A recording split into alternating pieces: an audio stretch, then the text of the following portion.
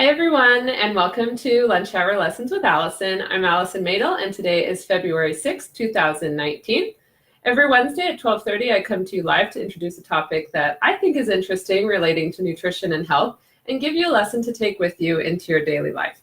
If you like what you hear, be sure to comment or like this video, and I share a transcript on my blog at allisonmadel.com. This week's lesson is an easy self-test to determine food reactions. So at some point in your life, you may have discovered that there are certain foods that you react to in ways that are undesirable. Some reactions are immune modulated, others are biochemical, and still others can be emotional. And symptoms can range from very serious, like anaphylactic shock, where a person's airways would constrict and cause difficulty breathing, to gastrointestinal distress or hives or eczema. These are some of the reactions we can see with food. But sometimes a person really knows exactly what foods he or she reacts to. And especially if it's just one food, like tree nuts, for example, and the reaction would be severe, then it wouldn't be easy to miss. But a lot of people deal with mild or moderate symptoms of unidentified food reactions that kind of build up. And if you add in the fact that some foods can take just minutes before you'd know that you're reacting to it, to days to show up any reactions, then it can get really confusing to try to figure out. So in my nutritional therapy practice, I often suspect food reactions if a client has been feeling chronically ill for a long time, either with or without a diagnosis, and they might have some sort of symptoms like heartburn, fatigue, IBS, eczema, rashes, autoimmune conditions, and even hormonal disturbances that people come to me with. They really can all be linked to food reactions. Now, it's not that food reactions and food are the only things causing these, absolutely not, but it is related. And there are medical tests to determine specific food reactions, but today I'm going to talk about an easy home test that can be done by yourself in less than 3 minutes. And it's called Kocha's pulse test.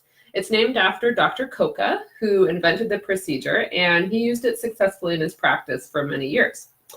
The premise of Kocha pulse test is that if the test subject, meaning a food or a supplement, so some sort of substance, is stressful to your body, you'll have a brief reaction that causes your heart to beat faster. You can test for a rise in pulse when a particular food is placed in the mouth. So it goes without saying that this test should not be performed with a food if you have a known severe allergy. Also, this test is not valid if you're taking any sort of calcium channel blocker or a beta blocker, drugs like that. Those control your heart rate, and so you wouldn't be able to do the pulse test. So here's some guidelines before I outline the procedure of how to do Kocha pulse test. You're going to choose foods that you suspect that you react to, test only one food at a time, and try to test individual ingredients versus foods with combination ingredients. For example, test bananas instead of banana bread. Okay, so here's the procedure. The way you do the test is that you're going to sit down first and take a few slow, deep breaths. You'll take your pulse either at your neck or on your wrist for a full minute, and you're going to record the number on a piece of paper. So you just count the heartbeats for a full minute. Don't do the six beats and then multiply. Just literally sit there for a minute and count. Then you're going to put a sample of the food that you've chosen in your mouth, and you're going to taste it for 30 seconds.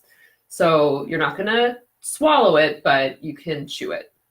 If it's a beverage like milk, then you're going to just keep it in your mouth for 30 seconds and taste it.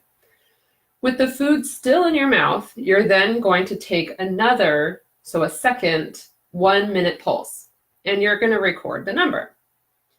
Then you're going to discard the tested ingredient. Don't swallow it, so just spit it out, and then rinse your mouth out with water and spit that water out.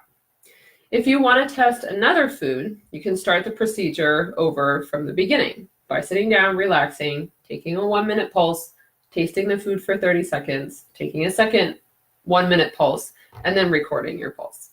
So you'll have 2 pulses. So that's the test. That's the kind of how to administer the test. When you're going to analyze it, an increase of 6 beats or more from your first pulse to the second pulse is going to indicate that this food is stressful to your body. So the greater the degree of stressfulness to the body, the greater degree of pulse rise.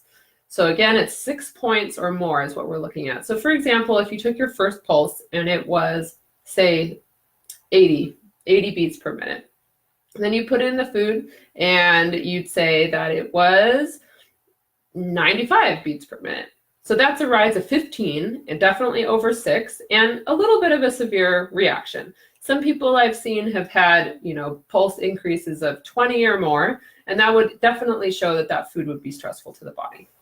So you can test foods around the house that you commonly eat, even if you don't suspect them of causing reactions. Some may surprise you. I had a client that tested milk, and he had not suspected that milk was stressful to the body, but it definitely increased his pulse by many beats. And the general recommendation moving forward would be to eliminate the foods that cause stress on the body for about 6 weeks. So not forever, and then we would retest the food after 6 weeks of being eliminated. Because the body has a really powerful ability to heal itself if the stressors are removed. And so sometimes people can find they don't react anymore to these foods, and it's kind of amazing. There's detailed information about Clocal Pulse test that I put on my transcript, which you can go at AllisonMädl.com. And that's all the time we have for today. Be sure to tell a friend this week's lunch hour lesson, which is food reactions are more common than you think, but they don't have to be a mystery. Food reactions are more common than you think, but they don't have to be a mystery. Like my page to get the weekend tip that comes out Saturday morning, and I'll see you next week. Bye for now.